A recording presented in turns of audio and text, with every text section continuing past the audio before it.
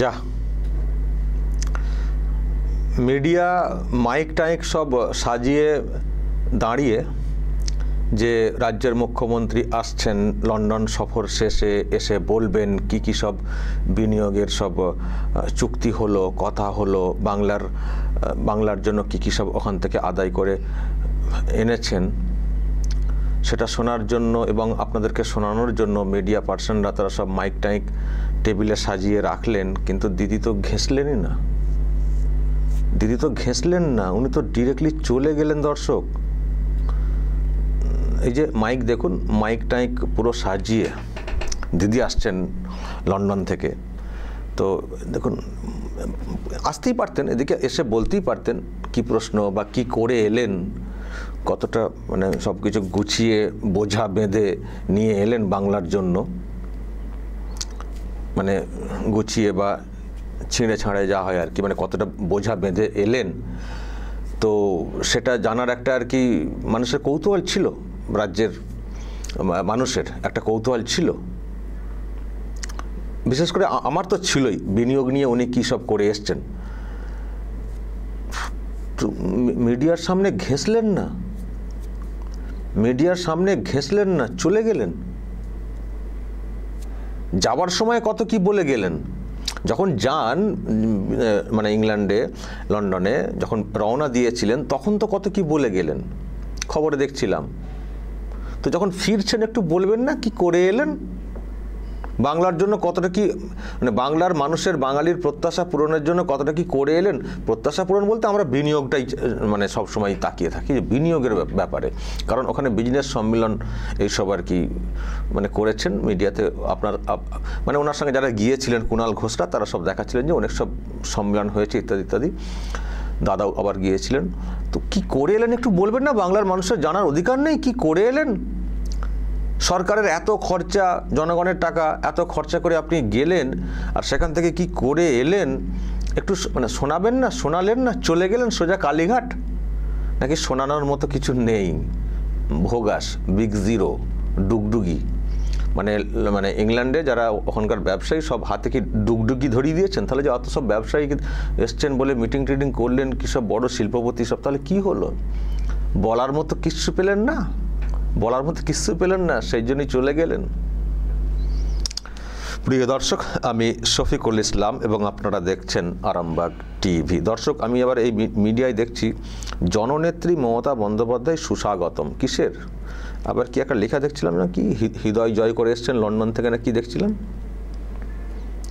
বড় করে দেখাতে হবে, দাঁড়ান, ও বড় করে দেখাতে হবে মিডিয়াতে, সব দেখাচ্ছে, দুটো ক্যামেরা নিয়ে গেছে। ওই বিশ্ব হৃদয় জয় করে ফিরলেন নাকি, বাপ রে বাপ, তো ডুবিয়ে এসছেন, হৃদয় জয় করে এসছেন না ডুবিয়ে এসছেন। অক্সফোর্ডের একটি ঘরেতে একটা জায়গা, আবার বলছি দর্শক, অক্সফোর্ড মানে ভাববেন না অক্সফোর্ড ইউনিভার্সিটি, অক্সফোর্ড একটা শহরের নাম, যেমন কলকাতা একটা শহর, অক্সফোর্ড একটা শহরের নাম, তার মধ্যে ইউনিভার্সিটি আছে, অন্য কলেজ আছে। তো একটা কেল্লগে তো কেলো করেছেন। তো কী জয়টা করে এসছেন বিশ্বে, যে তৃণমূলের লোকেরা, আবার তৃণমূলের লোকেরা তো বলবেনই, স্লোগান তো শুনছিলেন, ওনারা তো বলবেনই, যেন বিরাট যেন বিশ্বকাপ নিয়ে এসছেন এমন ভাব, এমন তাকে স্বাগত জানানো হচ্ছে, এইসব দেখাচ্ছে মিডিয়া। অ্যাকচুয়ালি তো ডুবিয়ে দিয়ে এসছেন, আর এতটাই ডুবিয়ে দিয়ে এসছেন, এতটাই কালি হয়ে গেছে, যার মিডিয়ার সামনে দাঁড়িয়ে একটু মুখটাকে ফ্রেশ করে কিছু যে বলবেন সেই সাহসটাও হয়নি। এদিক থেকে হয়তো প্রশ্ন আসতে পারতো যে দিদি আপনি গেলেন এত খরচা করে, খরচার প্রশ্ন হয়তো কেউ করতেন না, কোনো মিডিয়া হয়তো করে ফেলতেও পারতো। তো যদি এই প্রশ্ন করা হতো যে আপনি তো গেলেন সরকারি খরচে, তো কী আনলেন বাংলার জন্য একটু বলুন না দিদি। যে প্রশ্ন ওখানে উঠেছিল অন্যভাবে, ওখানে উনি বলছিলেন মানে কেলগ কলেজে যে আমার রাজ্যে এই এত বিনিয়োগ, এত লক্ষ কোটি বিনিয়োগ, এসব বলছিলেন, বলতে বলতেই একজন ধরে ফেলেছিলেন যে বিনিয়োগ তো বলছেন, কোম্পানি নাম বলুন, কোন কোন কোম্পানি, কোন কোন সংস্থার নাম বলুন, শুধু টাকার অঙ্ক বলবেন না, এত টাকা বিনিয়োগ কোন কোন কোম্পানি করছে সেটা বলুন। যেই বলেছেন ফেসে গেছিলেন, সেই থেকে সূত্রপাত, তারপর তো অনেক কিছু হয়েছে সেটা আপনারা জানেন।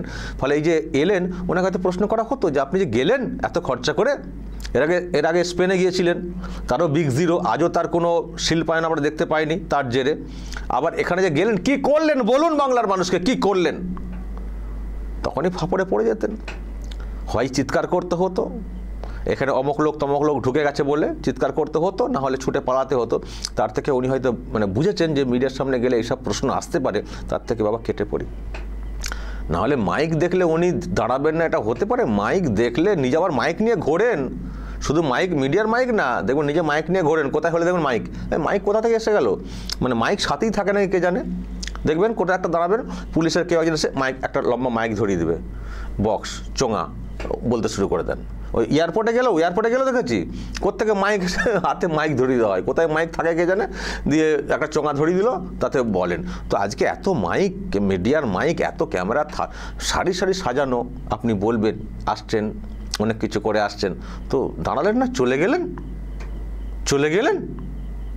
এখানেই তো প্রশ্ন, তাহলে কি বলার মতো কিছু হয়নি ওখানে? বিগ জিরো এখানেও।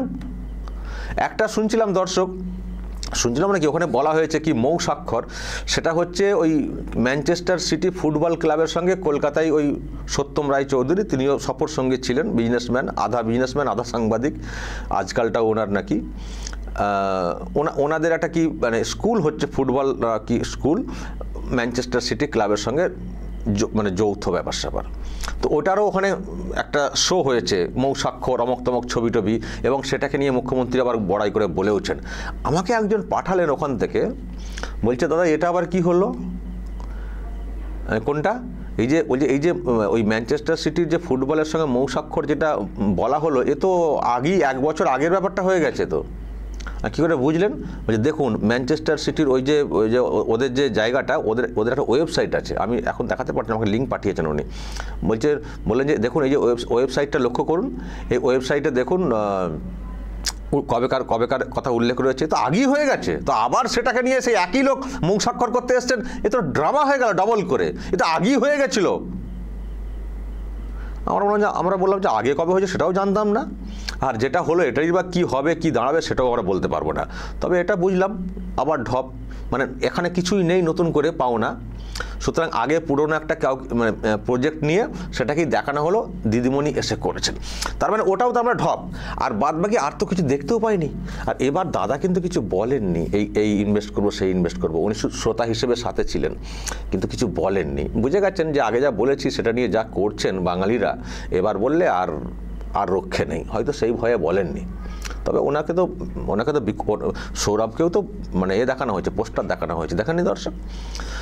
তো যেটুকু বুঝলাম সেটা হচ্ছে যে বিগ জিরো, স্পেন সফরের পরেও বিগ জিরো, অত টাকা খরচা করে যাওয়া, বিগ জিরো, ওই ঘোরাফেরা হয়েছে।